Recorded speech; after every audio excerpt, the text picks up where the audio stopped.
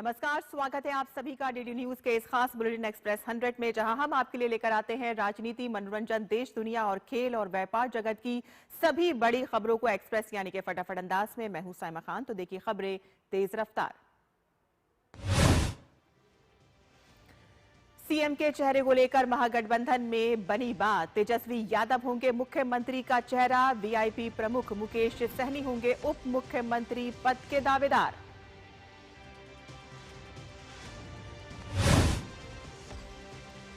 Press conference में बिहार कांग्रेस अध्यक्ष राजेश राम ने कहा है कि आज विपक्ष के सारे सवालों पर विराम लग गया है। महागठबंधन में कोई टकराव नहीं है, हम सब एकजुट हैं।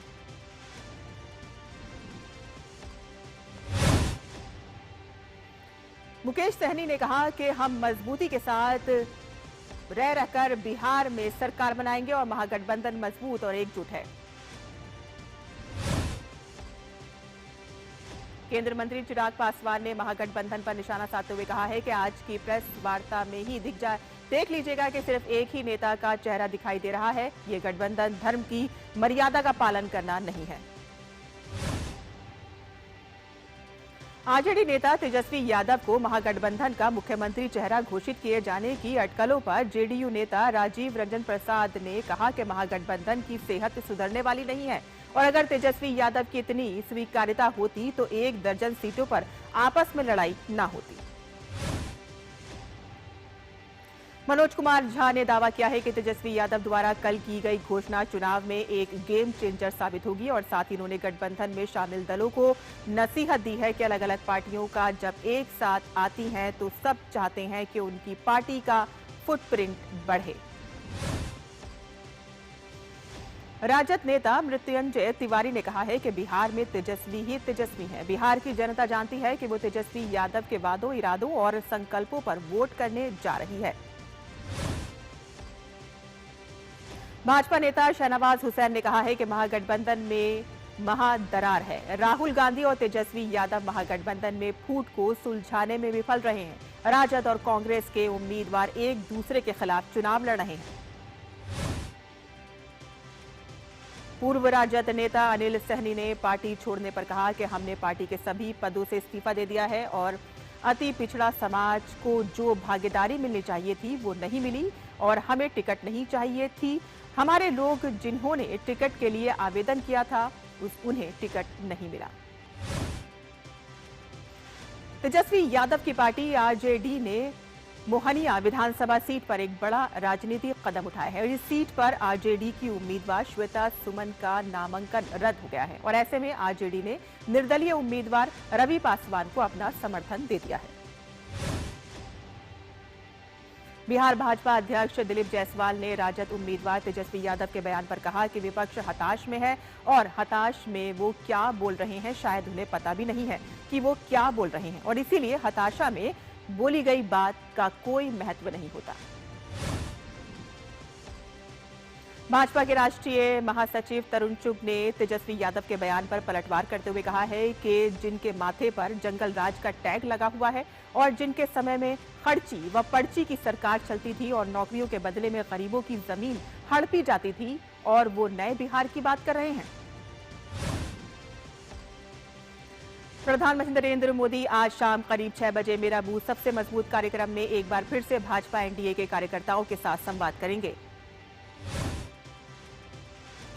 पीएम ने एक्स पर लिखा कि बिहार विधानसभा चुनाव में भाजपा एनडीए की जीत सुनिश्चित करने के लिए हमारे कार्यकर्ता अभूतपूर्व ऊर्जा और समर्पण के साथ मैदान में डटे हुए हैं और जनसंपर्क और संवाद को लेकर संगठन के हर स्तर पर उनकी भागीदारी हमारी सबसे बड़ी ताकत है। बिहार विधानसभा चुनाव को लेकर राजनीतिक दलों ने पूरी ताकत झोंक रखी है और वार पलटवार का दौर जारी है। बीजेपी के राष्ट्रीय अध्यक्ष भी बिहार में चुनावी हुंकार भरेंगे। एनडीए प्रत्याशियों के लिए जनसभा को संबोधित करेंगे। जेपी नड्डा की आज वैशाली और औरंगाबाद में 2 चुनावी रैलियां होंगी। औरंगाबाद के गो विधानसभा क्षेत्र से बीजेपी प्रत्याशी रणविजय सिंह के समर्थन में वो रैली को संबोधित करेंगे और उसके बाद वैशाली के पातेपुर विधानसभा में लखेंद्र कुमार रोशन के समर्थन में वो चुनावी हुंकार भरेंगे। रक्षा मंत्री राजनाथ सिंह आज नई दिल्ली में भारतीय नौसेना के द्विवार्षिक कमांडर सम्मेलन के दूसरे संस्करण को संबोधित करेंगे और साथ ही व्यापक राष्ट्रीय हितों और विकसित भारत 2047 पर एक दृष्टिकोण प्रस्तुत करेंगे।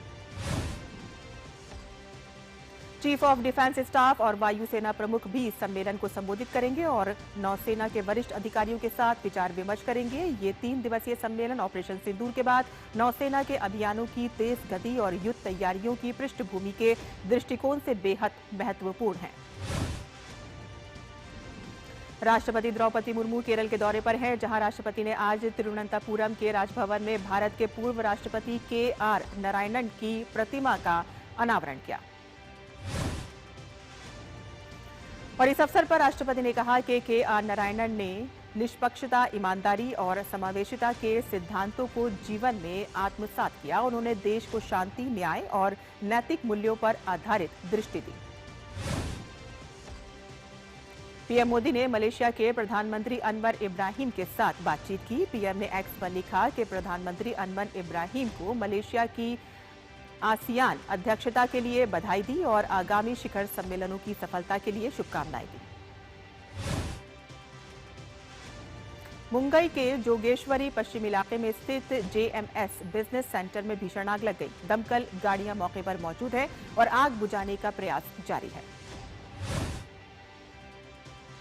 दिल्ली के गीता कॉलोनी के रानी गार्डन इलाके में झुग्गियों में भीषण आग लग गई और दमकल विभाग को सुबह सूचना मिली और 8 गाड़ियां मौके पर पहुंची और किसी के हताहत होने की सूचना नहीं है। राजधानी दिल्ली से सटे गाजियाबाद स्थित इंदिरापुरम के शक्ति खंड 2 स्थित फ्रंट एवेन्यू स्थित एक आवासीय इमारत में आग लग गई। दमकल की गाड़ियों ने कड़ी मशक्कत के बाद आग पर काबू पाया और किसी के हताहत होने या घायल होने की खबर नहीं है। उत्तर प्रदेश में एक बार फिर से पोस्टर वॉर शुरू हो गया है। लखनऊ स्थित सपा कार्यालय के बाहर एक विशालकाय होल्डिंग लगा है, जिसमें पार्टी के प्रबल इंजन की सरकार का नारा दिया गया है। दिल्ली के रोहिणी इलाके में देर रात एनकाउंटर में बिहार के 4 मोस्ट वांटेड गैंगस्टर मारे गए हैं। एनकाउंटर में गैंग का सरगना रंजन पाठक भी मारा गया है और यह ऑपरेशन दिल्ली पुलिस की क्राइम ब्रांच और बिहार पुलिस की ज्वाइंट टीम ने मिलकर किया है। पुलिस और बदमाशों के बीच जबरदस्त गोलीबारी हुई, जिसमें 4 बदमाशों को गोलियां लगी और सभी को बाद में इलाज के लिए रोहिणी स्थित डॉक्टर BSA अस्पताल ले जाया गया, जहां डॉक्टरों ने 4 गैंगस्टरों को मृत घोषित कर दिया। ये 4 आरोपी बिहार में कई संगीन वारदातों में वांटेड थे। केदारनाथ मंदिर के कपाट आज भाई दूज के पावन पर्व के अवसर पर वैदिक मंत्रोच्चार और धार्मिक परंपराओं के साथ शीतकाल के लिए बंद कर दिए गए हैं। हजारों श्रद्धालुओं ने भी बाबा के दर्शन किए। उत्तराखंड के मुख्यमंत्री पुष्कर सिंह धामी ने शीतकाल के लिए मंदिर के कपाट बंद होने से पहले केदारनाथ धाम में पूजा अर्चना की और अनुष्ठान किया। उत्तराखंड के मुख्यमंत्री पुष्कर सिंह धामी ने कहा कि इस वर्ष रिकॉर्ड श्रद्धालुओं ने बाबा केदार के दर्शन किए हैं और चारों धामों में लगभग 50 लाख श्रद्धालु दर्शन कर चुके हैं।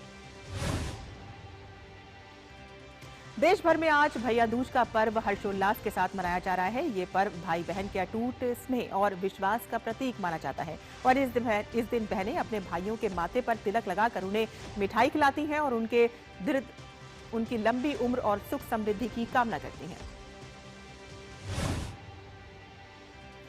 केंद्रीय गृह मंत्री अमित शाह ने भाई दूज के पावन अवसर पर शुभकामनाएं दी और उन्होंने कहा है कि भाई बहन के प्रेम और स्नेह का ये पर्व आप सभी के जीवन में अपार खुशियां, सौहार्द और समृद्धि लाए। प्रयागराज में भाई दूज के अवसर पर यमुना नदी के बलुआ घाट पर सुबह के पावन स्नान के लिए श्रद्धालुओं की भीड़ उमड़ी।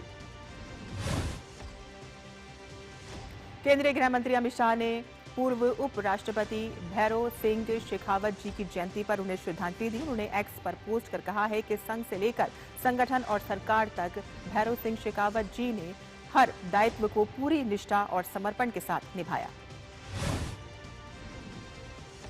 छठ पर घर जाने के लिए रेलवे स्टेशनों पर भारी भीड़ उमड़ रही है और ऐसे में यात्रियों को उनके गंतव्य तक सुखद और सुगम तरीके से पहुंचाने के लिए रेलवे ने कमर कस ली है और भीड़ पर रेल मंत्री अश्विनी वैष्णव की पैनी नजर है।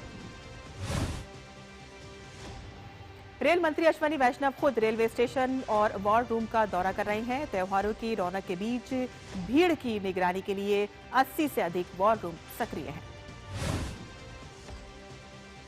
त्योहारी सीजन में यात्रियों की बढ़ती मांग को पूरा करने के लिए रेलवे की ओर से व्यापक प्रबंध किए गए हैं और इसी क्रम में रेल राज्य मंत्री रवनीत सिंह बिट्टू ने अंबाला रेलवे स्टेशन का दौरा कर व्यवस्था और तैयारियों की समीक्षा की। इस मौके पर उन्होंने यात्रियों से नियमों का पालन करने की अपील की है और साथ ही कहा है कि असहज स्थिति में यात्रा न करें और अगली ट्रेन का इंतजार करें। उन्होंने कहा है कि वॉर रूम बनाकर निगरानी की जा रही है। दिल्ली की मुख्यमंत्री रेखा गुप्ता ने कल छठ तैयारियों की समीक्षा की। उन्होंने बताया है कि सरकार ने इस बार यमुना नदी पर छठ पूजा के आयोजन से जुड़ा प्रतिबंध हटा लिया है। दिल्ली की मुख्यमंत्री रेखा गुप्ता ने कहा है कि जैसे जैसे छठ पूजा नजदीक आ रही है, लंबित कार्यों में तेजी लाई जा रही है और दिल्ली में भव्य छठ की तैयारियां की जा रही हैं और सभी चाहते हैं कि छठ सुंदर तरीके से मनाया जाए।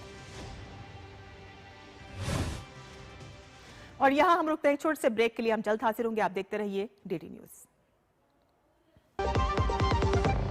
LIC युवा प्रोफेशनल्स के लिए लाए हैं नवजीवन श्री। करें नियमित प्रीमियम का भुगतान, जीवन बीमा का आनंद लें। प्राप्त करें प्रीमियम के प्रतिशत पर गारंटीकृत एडिशंस। अपने वित्तीय लक्ष्यों के अनुरूप मैच्योरिटी पर गारंटीकृत धनराशि पाएं। मौजूदा पॉलिसी धारकों के लिए आकर्षक अतिरिक्त लाभ। आज ही खरीदें। जब धरती चीर कर निकलता है लोहे का पत्थर और मिलता है मोंगिया के जोश से, फिर तपता है, पिघलता है और बनता है फौलाद। अब होता है सरिया सारी खूबियों के साथ। मोंगिया स्टील, मजबूत देश का मजबूत सरिया। और ब्रेक के बाद आपका फिर से स्वागत है। आप देख रहे हैं एक्सप्रेस 100 खबरें तेज रफ्तार। दिल्ली के मंत्री कपिल मिश्रा और भाजपा सांसद मनोज तिवारी ने आगामी छठ पूजा की तैयारियों का निरीक्षण करने के लिए कल सोनिया विहार क्षेत्र में छठ पूजा घाट का दौरा किया। दिल्ली के मंत्री कपिल मिश्रा ने कहा कि पिछली सरकार ने यमुना तट पर छठ पूजा करने पर बैन लगाया था और 6 साल तक पूजा नहीं होने दी और जब पूर्वांचल और छठ व्रतधारियों ने इसकी मांग की तो उनके ऊपर भयानक मुकदमे दर्ज कराए गए। आज मुख्यमंत्री रेखा गुप्ता ने निर्णय लिया है कि सारे मुकदमे वापस लिए जाएंगे। निर्वाचन आयोग ने पश्चिम बंगाल के 1000 से ज्यादा बूथ लेवल अधिकारियों को आयोग के निर्देशों का पालन न करने पर कारण बताओ नोटिस जारी किया है।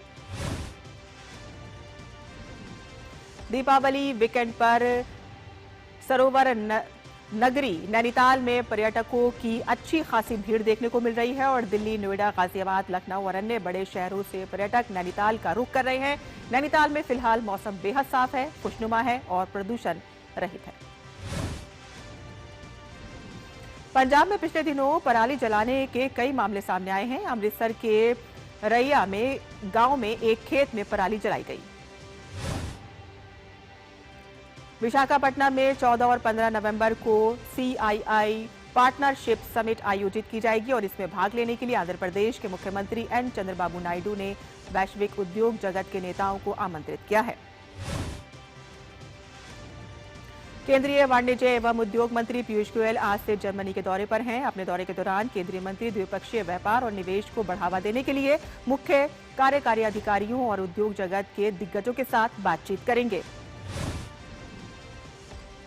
मौसम विभाग ने आज आंध्र प्रदेश, उत्तरी तमिलनाडु, दक्षिणी आंतरिक कर्नाटक और केरल में मूसलाधार बारिश का अलर्ट जारी किया है। अगले 2 दिन तक अंडमान और निकोबार द्वीप समूह, केरल, माहे, कोंकण, गोवा, दक्षिणी कर्नाटक, तमिलनाडु, पुडुचेरी और कराईकल में भी तेज वर्षा की संभावना है। तमिलनाडु के मदुरै स्थित तिरुपरकुंद्रम सुब्रमण्यम स्वामी मंदिर में कांडा षष्ठी महोत्सव शुरू हुआ और मंदिर में भक्तों का तांता लगा हुआ है। और शेयर बाजार आज हरे निशान के साथ खुला। सेंसेक्स शुरुआती कारोबार में 734 अंकों के उछाल के साथ 85,160 अंक पर पहुंचा, तो वहीं निफ्टी भी 198.30 अंकों की तेजी के साथ 26,066 अंक पर कारोबार कर रहा है। दीपावली पर रिकॉर्ड बिक्री हासिल करने के बाद व्यापारियों को आने वाले त्योहारी सीजन में करीब 5 लाख करोड़ रुपए का बिजनेस होने का अनुमान है। जीएसटी 2.0 का घरेलू ऑटोमोबाइल इंडस्ट्री पर बम्पर असर पड़ा है। वित्त मंत्री निर्मला सीतारमण ने कहा है कि 22 सितंबर से लागू हुए जीएसटी सुधारों से घरेलू ऑटोमोबाइल इंडस्ट्री को काफी फायदा हुआ है। केंद्रीय वित्त मंत्री निर्मला सीतारमण ने कहा कि 22 सितंबर से लागू हुए जीएसटी सुधारों से घरेलू गाड़ियों की बिक्री दोगुनी होकर 7 लाख यूनिट तक पहुंच गई है। वित्त मंत्री ने कहा है कि दीपावली की खरीदारी के दौरान ई कॉमर्स और क्विक कॉमर्स प्लेटफॉर्मों पर भी मांग में तेज वृद्धि दर्ज की गई है और इसमें प्रीमियम उत्पादों और इंस्टेंट डिलीवरी सर्विसेज ने ग्रोथ को बढ़ाने का काम किया है। केंद्र ने डी फेक और एआई जनरेटेड कंटेंट से होने वाले नुकसान को रोकने के लिए आईटी नियमों में बदलाव का मसौदा जारी किया है। इलेक्ट्रॉनिक्स और सूचना प्रौद्योगिकी मंत्रालय द्वारा तैयार किए गए मसौदे में कहा गया है कि अब सोशल मीडिया प्लेटफॉर्म को एआई या सिंथेटिक कंटेंट को स्पष्ट रूप से चिन्हित करना होगा। ओपन एआई ने एक नए AI powered web browser chat GPT Atlas launch किया है और जिसे कि यूजर्स के इंटरनेट इस्तेमाल करने के तरीके को नए सिरे से परिभाषित करने के लिए डिजाइन किया गया है। भारत के आईटी सेक्टर में भर्तियों में वित्त वर्ष 26 की पहली 6 माही में तेजी देखी गई है और इस दौरान टेक्नोलॉजी कंपनियों में कैंपस भर्तियां 25% बढ़ी हैं। इस्पात मंत्रालय की ओर से जारी किए गए एक बयान के अनुसार मंत्रालय राष्ट्रीय राजधानी स्थित उद्योग भवन के इस्पात कक्ष में 27 अक्टूबर को स्टील आयात से जुड़े मुद्दों पर चर्चा के लिए एक ओपन हाउस आयोजित करने जा रहा है। भारत में दीपावली पर कंज्यूमर इलेक्ट्रॉनिक्स, ऑटो, ज्वेलरी और हैंडीक्राफ्ट और सजावट के सामान की बिक्री में जोरदार उछाल देखा गया और ये देश की अर्थव्यवस्था के लिए अच्छा संकेत है। मजबूत मैक्रो इकोनॉमिक इंडिकेटर्स के चलते घरेलू शेयर बाजार में तेजी दर्ज की गई है। वित्त वर्ष 2026 की पहली तिमाही में भारत की अर्थव्यवस्था में सालाना आधार पर 7.8% की वृद्धि हुई है, जो पिछली 5 तिमाहियों में सबसे मजबूत है। भारत के ऑटो सेक्टर में 2025 की तीसरी तिमाही में रिकॉर्ड 4.6 अरब डॉलर की डील हुई है और इस दौरान कुल 30 लेन देन हुए। केंद्र सरकार द्वारा दी गई जानकारी के अनुसार भारत की रिन्यूएबल एनर्जी पहल क्षमता की तीव्र वृद्धि से अलग एक मजबूत, डिस्पैचेबल और इंटीग्रेटेड सिस्टम को बनाने की ओर आगे बढ़ रही है। यूपीआई लेन देन में फेस्टिव सीजन में बढ़त दर्ज की गई है और औसत प्रतिदिन लेन देन की वैल्यू सितंबर के मुकाबले में अक्टूबर में 13% बढ़कर 94,000 करोड़ रुपए पर पहुंच गई है। और लेटेस्ट रिपोर्ट के अनुसार भारत का लग्जरी गुड्स मार्केट 2025 तक 10% की वृद्धि के साथ 12.1 अरब डॉलर तक पहुंचने का अनुमान है। देश में एआई कौशल से जुड़ी नौकरियों की लगातार बढ़ती मांग के बीच सितंबर महीने में एआई संबंधित नौकरियों में 11.7% की बढ़ोतरी दर्ज की गई। भारतीय रिजर्व बैंक का स्वर्ण भंडार 2025-26 की पहली 6 माही में 880 मीट्रिक टन को पार कर गया है। केंद्रीय बैंक ने सितंबर के आखिरी हफ्ते में इसमें 0.2 मीट्रिक टन की वृद्धि की है। वाणिज्य एवं उद्योग मंत्रालय द्वारा कहा गया है कि इस वर्ष सितंबर में भारत के 8 प्रमुख उद्योगों की वृद्धि दर पिछले वर्ष की इसी महीने की तुलना में 3% रही है।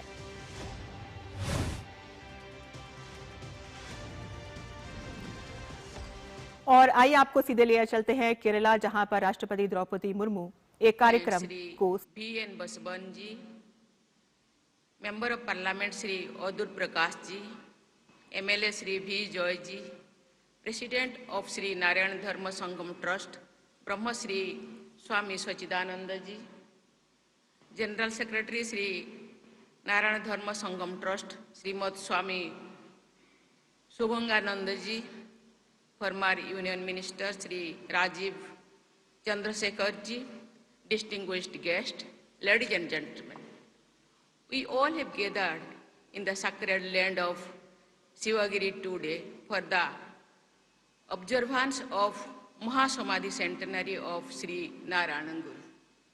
He was one of the Indians' greatest spiritual leaders and social reformers. This is the place where Sri Narayan Guru spent his final days and attained Samadhi. He was a saint and philosopher who influenced the social and spiritual landscape for our country. He inspired generations to believe in the ideals of equality, unity, and love for humanity. Sri Narayan Guru was one of the leading figures of the pan-Indian reawakening witnessed during 19th century. He devoted his life to liberating people from the darkness of ignorance and superstitions. Sri Narayan Guru believed in the oneness of all existence. He saw God as the divine presence within every living being. He gave the powerful message of one caste, one religion, one God for mankind. His teachings went beyond the boundaries of religion, caste, and creed. He believed that real liberation comes from knowledge and compassion, not from blind faith. Sri Narayan Guru always emphasized self-purification, simplicity, and universal love. Ladies and gentlemen, Sri Narayan Guru shared timeless ideals with humanity.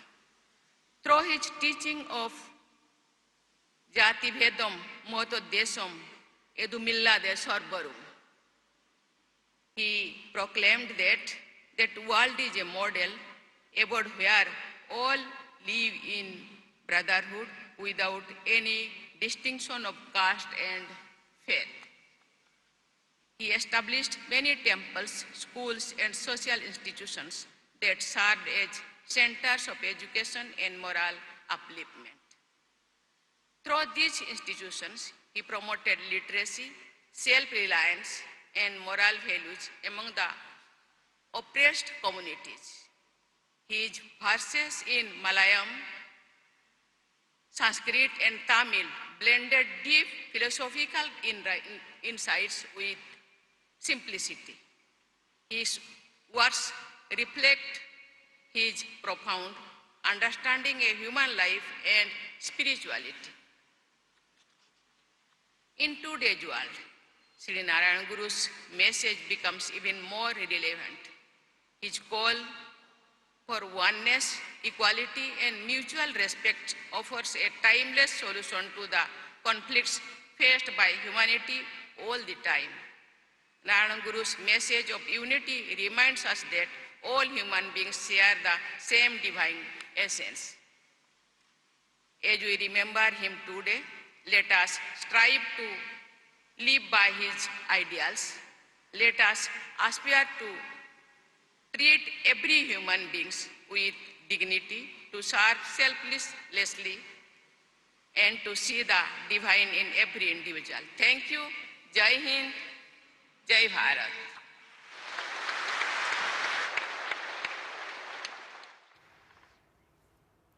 तो आप ये सीधा प्रसारण केरल के तिरुवनंतपुरम से देख रहे थे, जहां राष्ट्रपति द्रौपदी मुर्मू श्री नारायण गुरु के महासमाधि शताब्दी समारोह को संबोधित कर रही थी। और इसी के साथ ही हमारा ये एक्सप्रेस न्यूज यहीं पर ही खत्म होता है। हमें इजाजत दीजिए, लेकिन डीडी न्यूज पर खबरों का सिलसिला लगातार चलता रहेगा। आप देखते रहिए डीडी न्यूज। नमस्कार।